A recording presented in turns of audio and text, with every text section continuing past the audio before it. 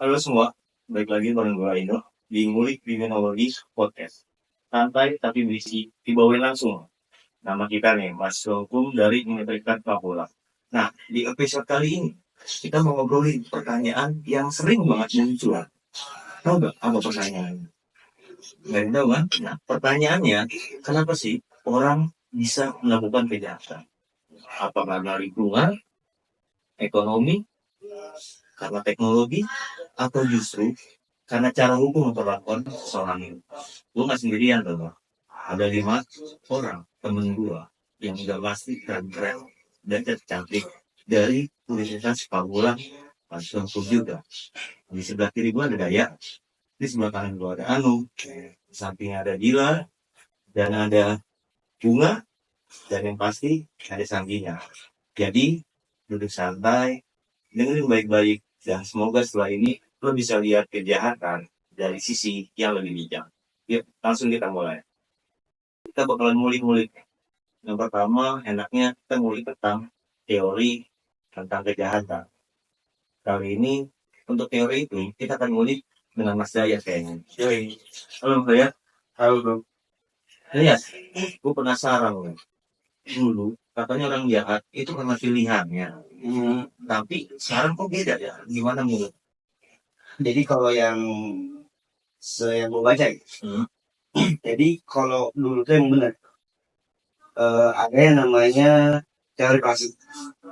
Jadi teori klasik itu mengatakan bahwasanya kalau dulu itu orang melakukan tindak kriminal itu sesuai dengan kesadarannya.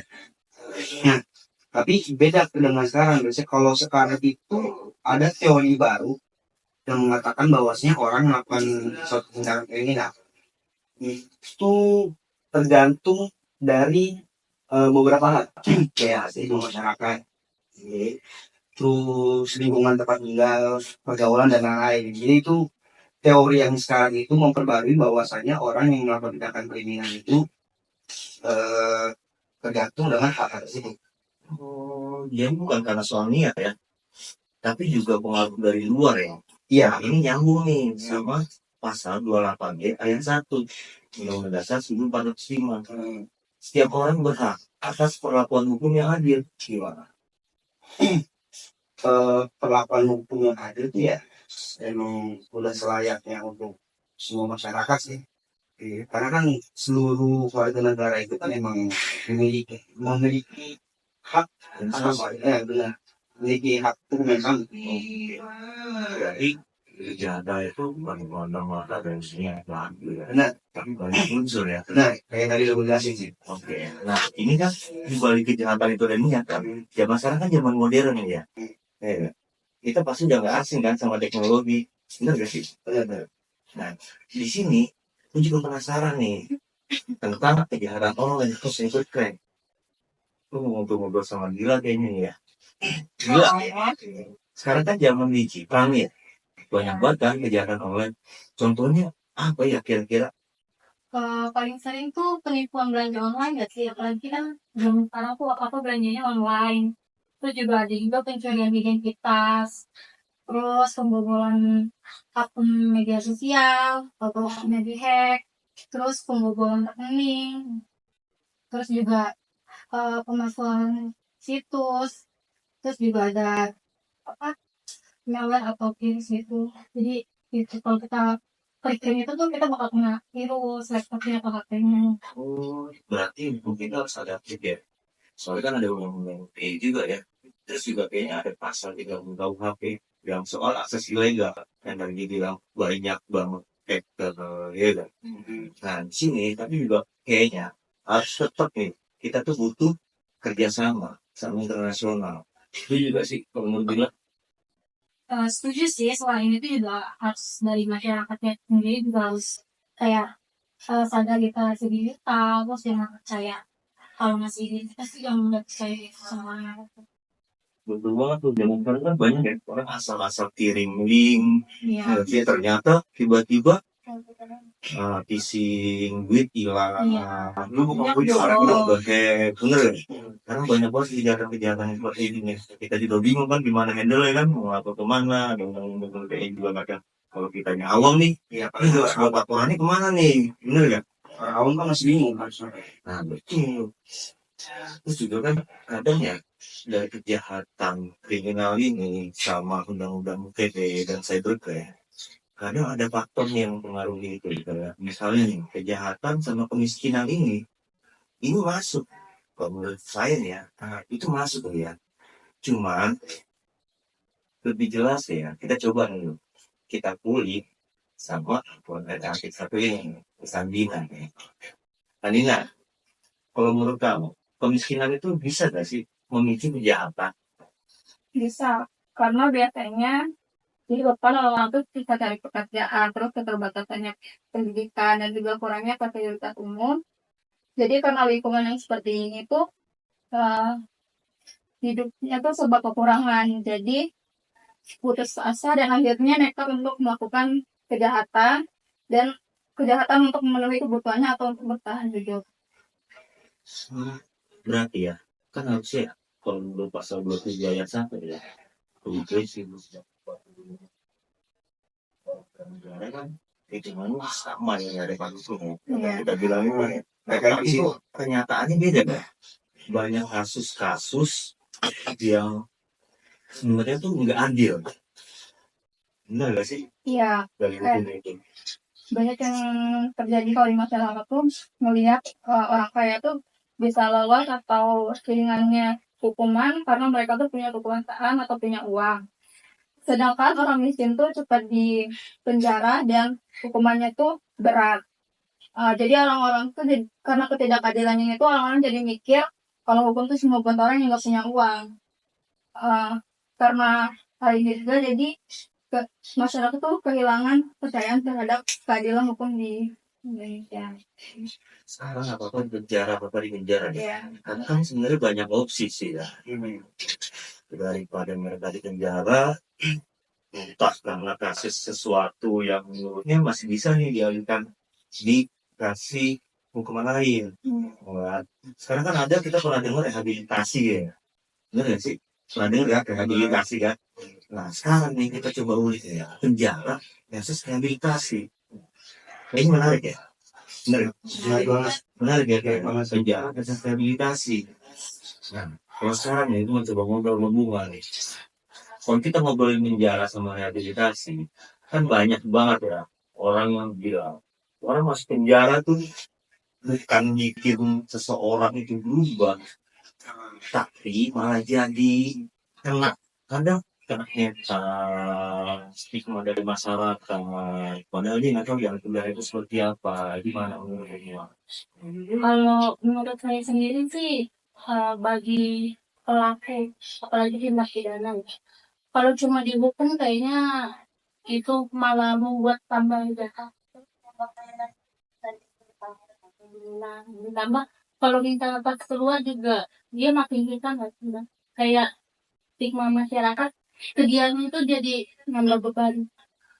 Lebih saya sih pro sama program rehabilitasi itu di dalam di samping apa namanya pembekalan dalam program itu ada pembekalan tentunya pasti ada pembekalan kayak gimana sih dia nanti buat mencari kerja setelah semuanya dia terus apa namanya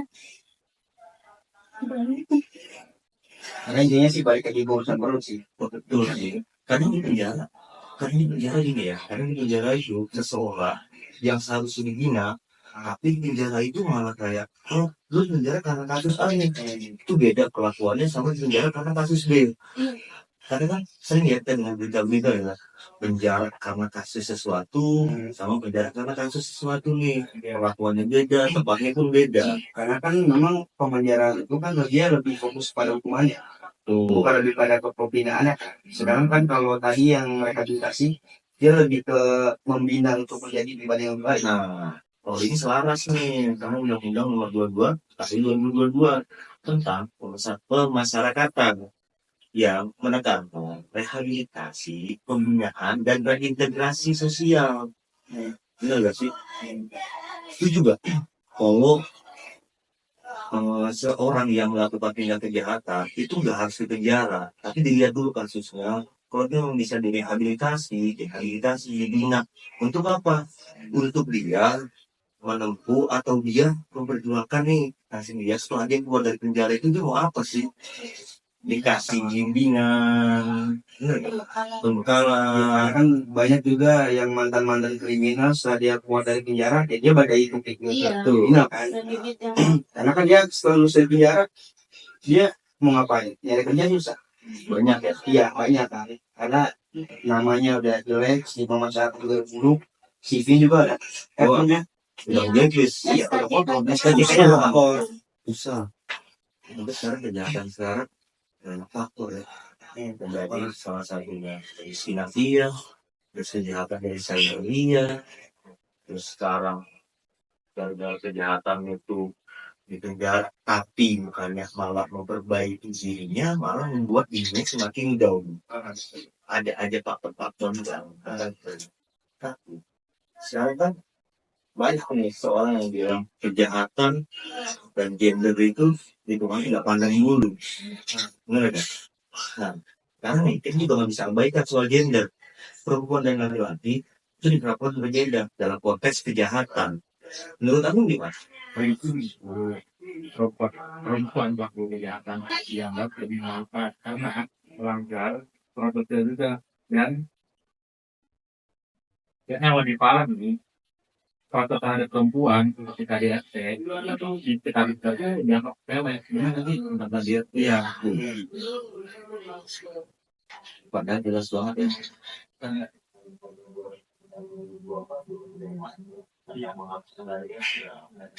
Ya, kalau ada penegakan yang nggak berkata juga kan. Ya, ada penegakan, tapi penegakannya kayak nggak ada dan nggak berjalan gitu.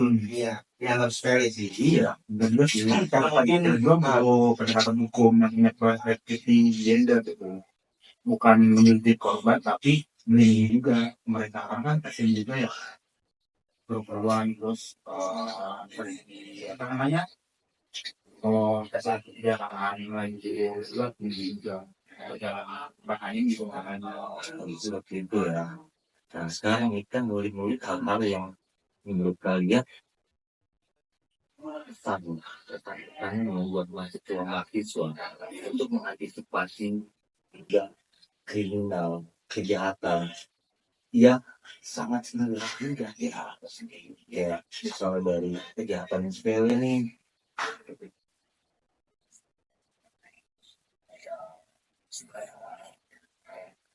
ada nggak sih pesan-pesan terus tips buat mahasiswa atau orang-orang di sekitar untuk terhindar dari kejahatan itu? Iya, sebenarnya kalau untuk menghindari itu agak sulit gitu. Karena kan ya namanya musibah kita nggak bisa nebak-nebak. Tuh, Kan apa besok, apa lusa, apa hari ini kita nggak tahu.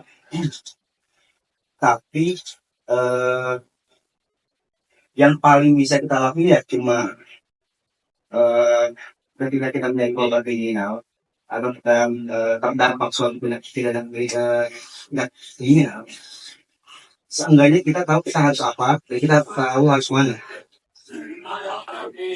Ah, karena kan kita kan masuk hukum kan lucu kalau kita nggak tahu kita harus apa dan kemana.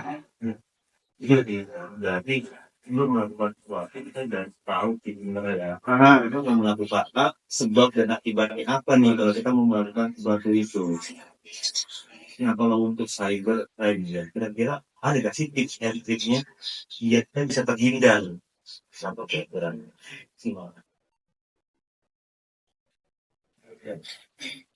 Kalau cybercrime itu kan dia lebih kebanyakan kriminalnya di digital. Nah, Kalau dari apa yang gue lihat di lapangan nih, beberapa waktu lalu bokap gue juga bokap gue kena jadi korban phishing.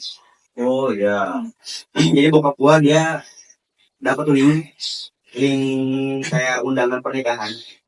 Dia pencet, ya kan, habis itu dia masukin data diri pakai WhatsApp. iya. Kalau saya kesimpulan, kita akan bisa terhindar dari phishing itu. Kalau ada link atau nomor yang tidak dikenal, kita harus lebih waspada. Harus lebih melek digital juga. Betul, dan jangan mudah untuk memberikan data pribadi. Betul. Walaupun melewati kita. Betul. Benar.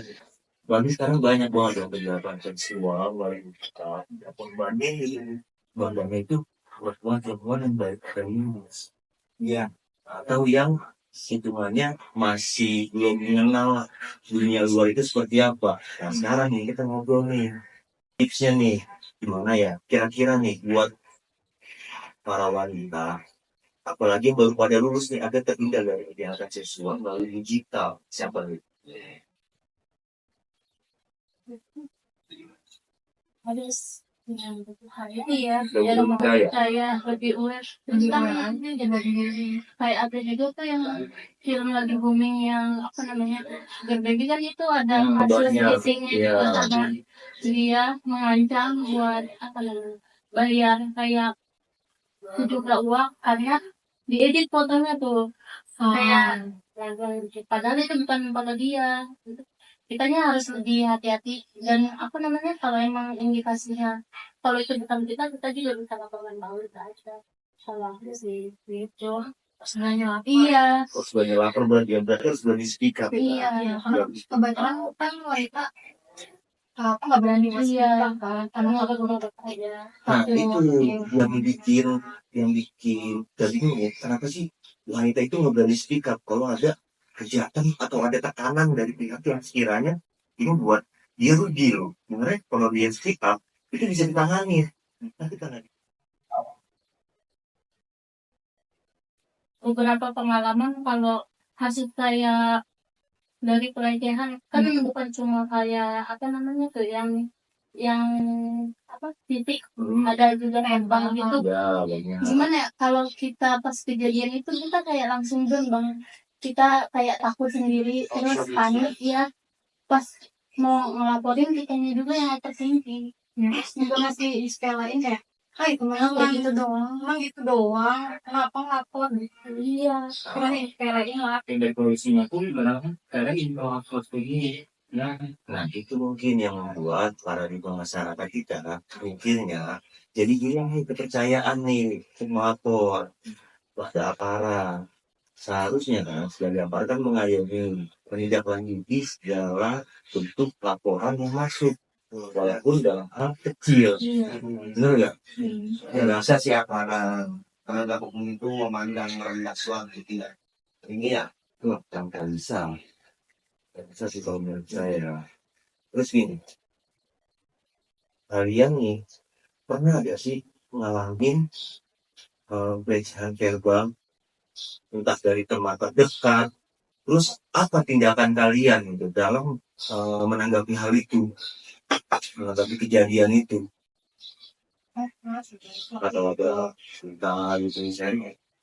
ya waktu itu kan kerja di hotel ya kita waktu itu posisinya pulang tengah malam terus tiba-tiba ya apa namanya supir female transport kan kalau misalnya hotel tuh kalau cewek pulang malam pasti diantar deh naik apa shuttle oleh shuttle itu terus dia tuh kayak mulai Zino kunci-kunci dilepas aja dia tuh kalau dia pakai gitu tuh pas aku pulang hotel aku tuh nggak ada yang tanya nggak ada mungkin karena masa sih nggak boleh anak kecil kayak gitu Terus tindakannya nggak ada melapor itu tindakan apa-apa udah nggak gitu aja sampai cuma kabut. kayak udah cuma gitu doang tapi kayak masa sih gitu jadi aku gitu kayak Yang berarti kan sebagai laki-laki kita bisa menjaga jangan cancel berbau cerita karena supaya kadang kita nggak tahu mental dia karena tahu nggak di kedepannya apalagi ya tadi kan kita udah bahas masalah KDRT nih ya. Coba dong share pernah nggak sih ngalamin KDRT walau kayak kan belum pada nikah kalian kan ya belum pada nikah kan. Nah, kadang kan selama pacaran pasti ada aja selisih paham. KDRT kan termasuk dalam kriminologi. Benar nggak? Tindak kejahatan walaupun itu hal sepele nih. Benar nggak? Tapi banyak yang menyepelekan hal itu. padahal udah diatur di undang-undang tentang tindak pidana KDRT, bahkan tindak rumah tangga tuh itu diatur. Coba kalian share dulu, tindakan kalian seperti apa sih kalau kalian mengalami tindak kejahatan KDRT? Terus kok ada sih? Waktu itu berantem sama pasangan dulu ataupun cekcok salah paham. Pernah nggak kamu ngomongnya itu? Belum pernah cekcok sama pasangan? Belum pernah. Ya kalau kita kan sini mau cuma lah debat-debat ya sampai yang Paling kamu nggak pernah lah ya. Suatu jangan sampai dan banyak sudah sih kalau ada hal seperti itu yang kalian gini. Benar ya, setuju ya? Iya, kan? KDRT juga nggak diatur di undang-undang. Jadi nggak bisa seenaknya. Karena dulu kalau misalnya pelatihnya kita gini malah nanti dia nggak tahu kan, malah makin jadi nggak sih. rasa si korban ini lama dia takut. Dia mah nggak bakal ngadu sih gitu kan. Ada pesan nggak? Khususnya nih dari Sandina nih, gue mau denger nih dari Sandina. Ada pesan nggak Sandina untuk rekan-rekan mahasiswa hukum agar mereka bisa menjalani dalam materi agar kita nih ya bisa nih untuk yang laki sama wanita, terus kalau ada kejadian di depan mata nih kan seperti apa itu. Misalnya kalian melihat nih teman kalian panen terus cekcok atau berantem, bukan cewek sama cewek atau cowok sama cowok atau pasangan yang siapapun ini mah dalam konteks umum. Dalam konteks umum kita kan masih hukum, ada tindakan kejahatan di depan mata kita nih. Sebagai mahasiswa hukum, apa sih yang harus kita lakukan? Kalau gue sih ngeliatnya gimana dulu sih. Soalnya apa? Soalnya dulu ya. Kan kadang kan banyak tuh ya laki sama laki berantem pinggir jalan, nah itu mah udah umum lah. Iya kan. Ya kan kalau urusan laki sama laki kan beda. Nah, tapi kalau misalnya gue lihat laki sama perempuan sampai kasar, ya kan sampai main tangan, gue bakal bantu si perempuannya. Karena gini, nggak pantas banget sih kalau kata gue laki-laki nyakitin perempuan. Satu. Kedua, perempuan kan soal itu saya lemah, ya kan, walaupun dia bisa ngebalas tapi kan nggak bakal menang. Itu yang kedua. Yang ketiga, perempuan itu pasti bakal takut untuk ngadu.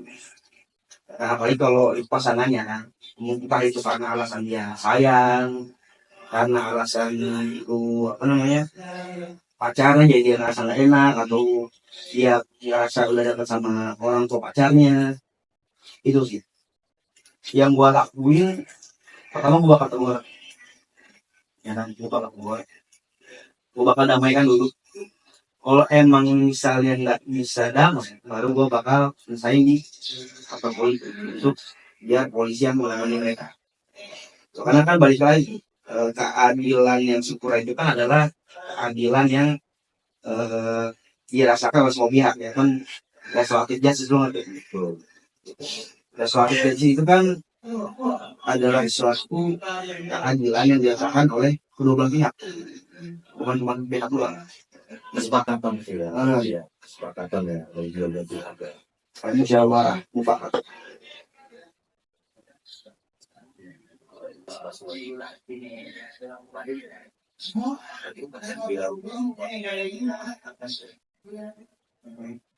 Nah, aku dalam konteks apa nih?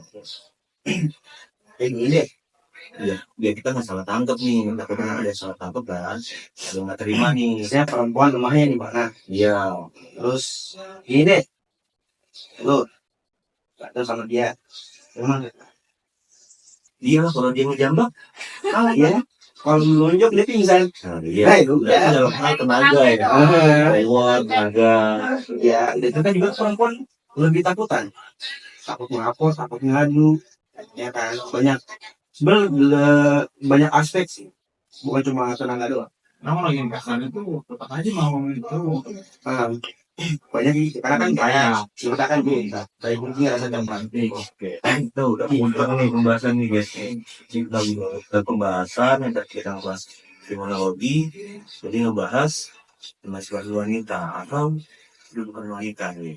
Nah guys, jadi dari semua yang kita bahas ini ada beberapa poin nih guys yang gua ambil nih dari masukan-masukan rekan-rekan kita dari mahasiswa Unpad yang tadi kamu mengatakan ini guys. Yang pertama, kejahatan itu ternyata bukan cuma soal niat, tapi juga soal tekanan sosial, ekonomi, stigma, dan kita bahas sama sistem hukum dan timpakan gender. Tadi udah kita bahas semua. Itu masuk tuh sama. Kita juga perlu tahu nih, kalau hukum itu adil dan kita harus butuh itu. Kita butuh hukum yang adil.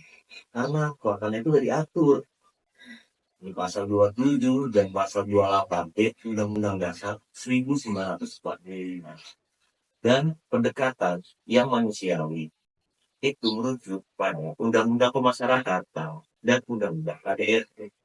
Poin terakhir yang gue ambil dari pembahasan rekan-rekan kita ini, tujuan akhir hukum itu apa sih sebenarnya?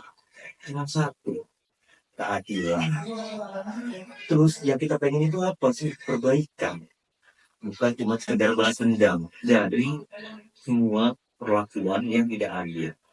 Ada keadilan di dalam hukum dan ada perbaikan dalam hukum. Kriminologi tidak akan terjadi kalau hukum itu adil. Hukum itu tidak pandang bulu, kriminologi tidak akan terjadi. Dan ada kesadaran dari diri, kriminologi itu bisa diantisipasi atau bisa minimalisir. Belum tahu guys. Siapa tahu. Jadi terima kasih nih buat narasumber kita nih. Terima kasih Bapak saya. Terus terima kasih Kadila, Randina, Bima, dan Anu. Oke, sampai ketemu di episode selanjutnya. Ngulik kriminologi. Ingat, tetap kritis dan tetap peduli. Selamat sore. Catat guys. Dadah. Dadah. Iya.